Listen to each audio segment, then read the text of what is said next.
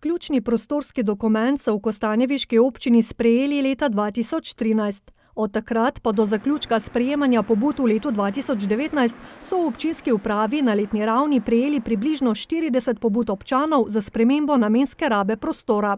Od leta 2013 do lani smo prejeli približno 270 pobud občanov. Do te točke lahko rečemo, je bil strošek obravnave teh pobud približno 37.700 evrov. Poprečno na eno pobudo je to 140 evrov. Vse stroške obravnave zasebnih pobud občanov je krila občina, z novim odlokom in taksami ne bo več tako. Tega bi občina lahko sprejela že prej, a se zaradi postopka zbiranja pobud za ta korak ni odločila. Se nam nekako ni zdelo pametno, da eni plačajo, eni pa ne. In nismo potem od nobenih pobud zaračunavali. Maga druge občine, naše sosednje, so to že vse počele. Zdaj smo pa seveda tudi mi to uvedli. Odlok o določitvi takse za spremembo namembnosti prostora bo predvsem botroval k vlaganju utemeljenih in premišljenih pobud občanov, meni župan.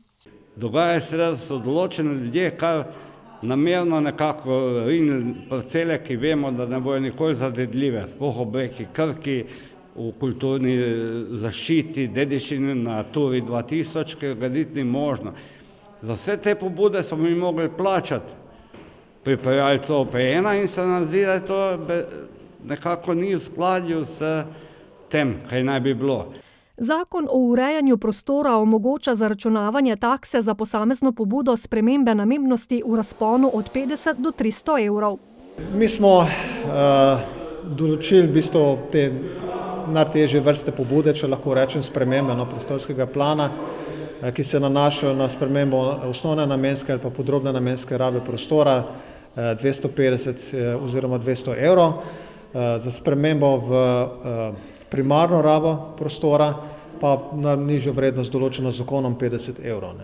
Precej dražje za občane bodo lokacijske preveritve.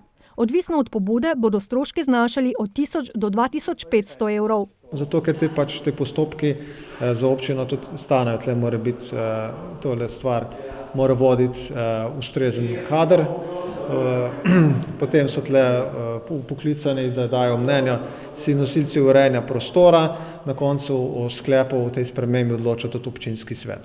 Zneski so praktično zelo podobni ali pa lahko rečem enaki kot skoraj povsod v Sloveniji. Z lani končanim zbiranjem vlog občanov se v Kostanjevici počasi lahko nadejajo prvih sprememb in dopolnitev občinskega prostorskega načrta. Zdaj po najboljšem scenariju tam leta 2022, predtem mnogo OPN-a ni pričakovati. Dolgotrajni postopki so predvsem posledica pridobivanja vseh soglasij nosilcev urejanja prostora, še dodaja.